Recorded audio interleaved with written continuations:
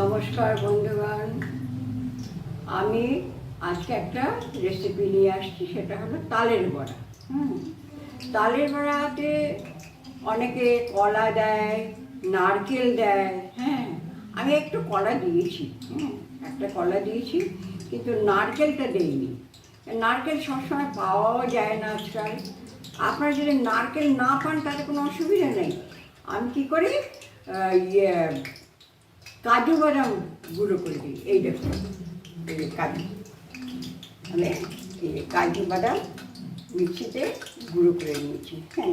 সেইটাই আমি এখানে এটার মধ্যে দিয়েছি। এবারে এটা একসঙ্গে মিশিয়ে তারপরে আমি তালের বড়া করে আপনাদেরকে দেখাচ্ছি। আর এর মধ্যে আমি দিয়েছি চালের গুঁড়ো আর আটা। চালের গুঁড়োর পরিমাণটা সবচেয়ে বেশি, আটাটা কম। দেখি কেমন হয়, একটু যেন পাতলা পাতলা মনে হচ্ছে। যদি মনে হয় পাতলা, তাহলে আবার একটু চালের গুঁড়ো মিশিয়ে নেব। এর মধ্যে আমি একটু আখি গুড় দিয়েছি, আর চিনি দিয়েছি, আর হালকা অল্প একটুখানি নুন দিয়েছি। এইটা আমার একটুখানি পাতলা হয়ে গেছিলো, আমি আর একটু আটা মিশিয়ে নিলাম। মিশিয়ে ফেটিয়ে এবার যেমন হবে তেমনই করবো। খুব বেশি টাইট করলে আবার ভালো লাগে না, আর পাতলা করলে আবার এরকম একটু এই ধরনের লম্বাটি টাইপের, মানে শেপটা ভালো আসে না, কিন্তু খেতে ভালো লাগে। কিন্তু আমি আরেকটু মিশিয়ে দিলাম, আর মিশাবো না, যা হবে না হবে না ব্যাস। এই আমি নিলাম, বেশি করে নিচ্ছি, একসঙ্গে দুটো তিনটে ছাড়তে পারে।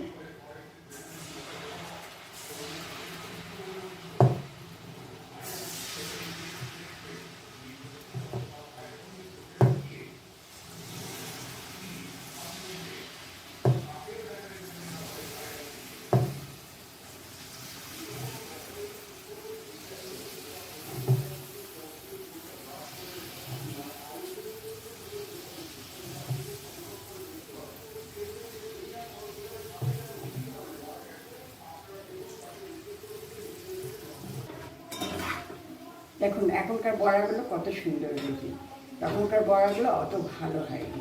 আমি আরেকটুখানি আটা মিশিয়ে দিলাম। আচ্ছা, আমি তাল ছাঁকার পদ্ধতিটা আপনাদেরকে বলছি যে তালটা কীভাবে করবেন। তালটাতে ছুলে নিলেন, ধুয়ে ছুলে নিলেন, ছুলে আটিগুলো বার করে নিলেন। বার করে নিয়ে একটা এরকম বড় থালার মধ্যে রেখে জল ছিটা দিয়ে একটু এরকম এরকম এরকম করে চটকে নেবেন। আমার এটা এই কাজটা তো হয়েই গেছে আগে। এরকম করে চটকে অনেকক্ষণ ঢাকা দিয়ে রেখে দেবেন। তারপরে এইরকম একটা বড় বাসন নেবেন, তার মধ্যে একটা এরকম একটা ছোটো বাটি দেবেন। তারপরে হলো এই যে আছে, এটা কিনতেই পাওয়া যায়, এই ঝাঁঝরি, এইটার মধ্যে ওই আটিটা দিয়ে এরপরে ঘষলে এত সুন্দরভাবে বেরোবে, আপনার একটা আঁশ থাকবে না, আর থকথকে ইয়েটা বেরোবে। আবার ওইটা কাচিয়ে অন্য একটা বাসন রাখলেন, আবার করলেন কাচিয়ে এরকমভাবে। যদি মনে হয় যে আর একটু জল লাগবে, তাহলে ওই আটিটার মধ্যে আবার জল দিয়ে মেনে করে ভিজিয়ে রেখে দেবেন, তারপর আবার ঘষবেন, দেখবেন খুব সুন্দর হয়ে যাবে। আমি আপনাদেরকে আটিটা এনে দেখাচ্ছি আমি কীভাবে করে পরিষ্কারভাবে করেছি। আমি নিজে করি, এগুলো সব আমি নিজে করি, আমি কাউকে দিয়ে করাই না। এই দেখুন আমাদের আটিগুলো, দেখছেন আটিতে আছে কিছু নেই। এখন দিলে পরে জল পানসে হয়ে যাবে, আপনার আটা ময়দা বেশি লাগবে, চালের গুঁড়ো বেশি লাগবে। আপনারা চালের গুঁড়ো না সেটাকে সুজি দিতে পারেন, সুজি দিয়েও হয়। তা আমি বরাবর চালের গুঁড়ো দিয়ে করি বলে আমি জানি ঘরে কীভাবে চালের গুঁড়ো করতে হয়, সেই জন্য আমি চালের গুঁড়ো দিয়েই করি। দেখুন আমার 3খানা আটি হয়েছিল, 3খানা একদম কী সুন্দরভাবে হয়েছে। আমি ওই পদ্ধতিতেই করেছি, আপনারাও ওই পদ্ধতি করবেন। চালের গুঁড়ো না থাকলে সুজি দেবেন, আর নারকেল না থাকলে কাজুর গুঁড়ো দেবেন। ব্যাস এগুলো। আমি আখি গুড় দিয়েছি, চিনি দিয়েছি, আটা দিয়েছি, চালের গুঁড়ো দিয়েছি। এখন একটু বেশি পাতলা হয়ে গেছে বলে সামনে একটুখানি ওই আটাটা আবার দূর থেকে আনতে হবে।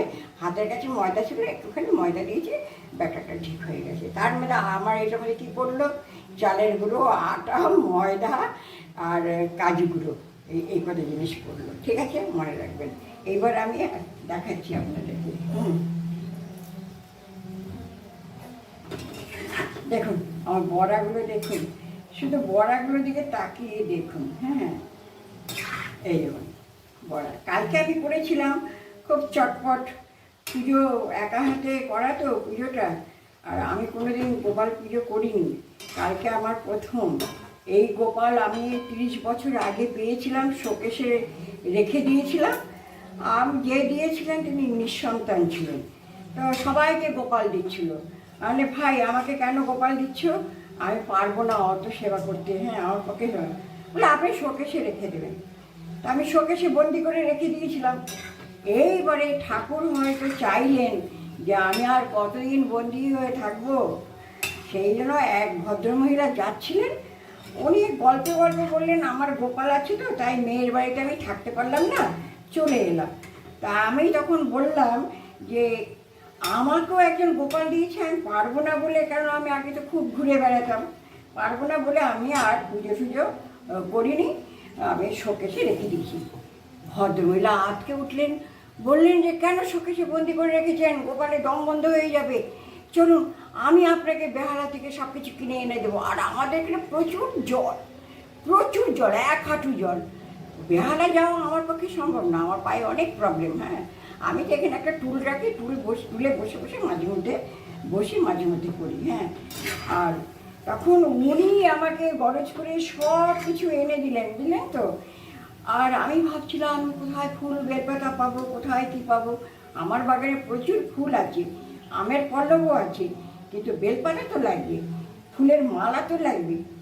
ভগবান সব নিজে জোগাড় করে দিলেন। তালও আমাকে যে সবজি দেয় তাকে ফোন করলাম, এই আমাকে তাল আর কলা এনে দিবি। ও সকালবেলা আমাকে তাল আর কলা এনে দিল। তারপরে বেলার দিকে ফুলবেলা হাঁটতে গেল, ফুল চাই ফুল, আরে আয় বাবা, ওর কাছে ফুল নিলাম, মালা নিলাম। তারপরে আমি তো খুব একটা পারি না নড়াচড়া করতে, ওই ছোট্ট করে আলপনা দিয়ে সুন্দর করে সাজিয়ে আমি একটা পুজো করলাম। হ্যাঁ, ব্যাস হয়ে গেল। কি সুন্দরভাবে হলো। আমি বললাম আমার মামনি, আমার মেয়ের নাম মিঠু, আমরা ডাকি মামনি।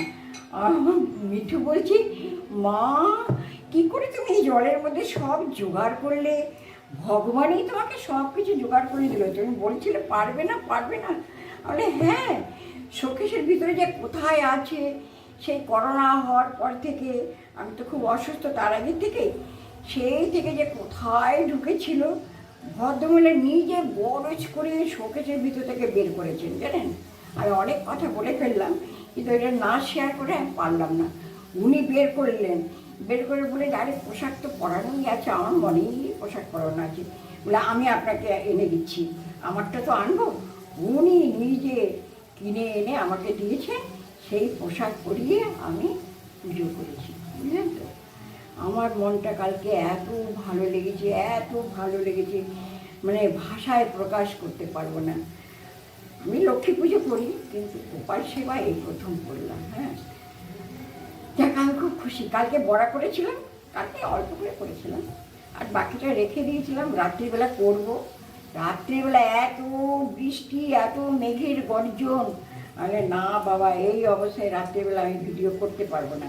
আমি এখন আর্লি মর্নিংয়ে করছি, গাঠা ধুয়ে নিয়েছি, জামা কাপড় ছেড়ে নিয়েছি, এবার আর্লি মর্নিংয়ে আমি এটা করছি, কারণ এরপরে আমার রান্নার লোক এসে যাবে, তাকে তো আমাকে কিচেনটা ছেড়ে দিতে হবে, সেই জন্য আমি আগে ভাগে করে নিচ্ছি, তারপরে ও এসে যা করার করবে। আমি আগে নিজে রান্না করতে খুব ভালোবাসতাম, কিন্তু আমার শারীরিক অবস্থার জন্য আমি এখন নিজে রান্না করতে পারি না, করি টুকটাক। এইবারে এসে আমার ছেলে আবার কি করলো, কয়েকটা ভিডিও তুললো, ভিডিও তোলার পরে আমি কী হলো, ভিডিও তুলে কী হবে, বলে আরে দাও না, করো না, তুমি রান্না করো, আমি ভিডিও করছি, তো কী হলো। আমার নাতি আমাকে কানে কানে এসে বলে কি তোমাকে ইউটিউব খুলে দেবে। আমি তো ভাবলাম এটা তো স্বপ্ন, আমার কখনো ইউটিউব হতে পারে নাকি, কখনো হতে পারে না, আমি তো অত বড় পাকা রাঁধুনি নই। তারপরে দেখি সত্যি আমার ছেলে, প্রথম দিকের ভিডিওগুলো দেখবেন আমার কোনো চুল ফুল আঁচড়ানো নেই, কোনো পোশাক, মানে যেমন অরিজিনাল যেরকম রান্না করে, আমার ছেলের ফেভারিট ডিশটা করতাম, রান্নার লোক রান্না করে তো ওর ফেভারিট ডিশটা আমি করতাম। তারপরে দেখলাম আমার ছেলে আমাকে ইউটিউব খুলে দিয়েছে, এখন তো আবার শর্টসও আসছে আমার একটা দুটো, দেখবেন একটু খেয়াল করে। হ্যাঁ, আমার দিয়ে একটা শর্টসও আসছে। তো যাই হোক, ছেলের জন্য আমি আজ ইউটিউবার হয়েছি, আপনাদের আশীর্বাদ থাকলে আরও এগিয়ে যেতে পারবো। 147 বোধহয় হয়ে গেছে, কালকে আমি দেখেছিলাম। অনেক অনেক ইয়ে এসছে, কমেন্টস সব কিছু এসছে, আপনাদের সঙ্গে শেয়ার করছি। এই আমরা একটা ডায়েরি, আমার ছেলের কোম্পানির ডায়েরি এটা দিয়েছিল। এর মধ্যে আমার যে পুরনো একটা ডায়েরিতে সব রান্না ছিল সেগুলো আমি লিখে রেখেছিলাম, সব এর মধ্যে লেখা আছে। এই ডায়েরি ভর্তি লেখা। তখন মাস্টার শেফ হতো, রান্নাঘর হতো, ডিডি বাংলাতে হতো, আনন্দবাজার পত্রিকাতে দিত, সব আমি লিখে লিখে রেখে দিতাম। তো আমার ছেলে তখন থেকে শখ আমার মায়ের একটা বই বার করব। তারপরে এখন তো ভিডিওর ল্যাপটপ যখন আসলো তখন যতবার আসতো ল্যাপটপে টুকে টুকে নিয়ে যেত। আর এখন একেবারে ইউটিউবার বানিয়ে দিল আমাকে। কি বলবো আর বলুন। এই হলো আমার ইতিহাস, আর এই হলো আমার খয়েরি ডায়েরি। ও প্রত্যেকবার অনেক ডায়েরি পায়, বলে মা এত ডায়েরি দেই, তুমি সেই পুরনো ডায়েরিটা রেখে দিয়েছো। 2000 সালে আমার ছেলে দিয়েছে এটা। বলে এই পুরনো ডায়েরিটা তুমি রেখে দিয়েছো? আরে হ্যাঁ, এটাতে সব আছে, আর এগুলো আমি এখন পুরো লিখতে পারি। বলে ঠিক আছে, আমি ব্যবস্থা করছি। এখন এই ইউটিউবে ঢুকিয়ে দিয়ে এখন এগুলো বলে আমি তো এমনি না, আমি শুধু আমার এই স্মৃতিগুলো, মায়ের রান্নার স্মৃতিগুলো রাখতে চাই। দেখো ঘুরিয়ে ঘুরিয়ে দেখাচ্ছি, কেন একটা দুটো একটু কড়া ভাজা হয়েছে, সেটা হতেই পারে, একটু কথা বললে, অন্যমনস্ক হলে, বা গ্যাসটা অনে থাকলে অনেক সময় খেয়াল রাখা যায় না। তো দেখুন সুন্দর হয়েছে। হ্যাঁ, গোলগপ্পা হয়েছে। আচ্ছা ঠিক আছে, এইবার আমার যে কথাটা বলা দরকার সেটা বলছি। আপনারা এইভাবে করবেন, আমি যেইভাবে বলেছি সেইভাবে করবেন, করে খাবেন, খেয়ে দেখবেন কেমন লাগে। আর লাইক করবেন, শেয়ার করবেন, কমেন্টস করবেন এবং সাবস্ক্রাইব করবেন।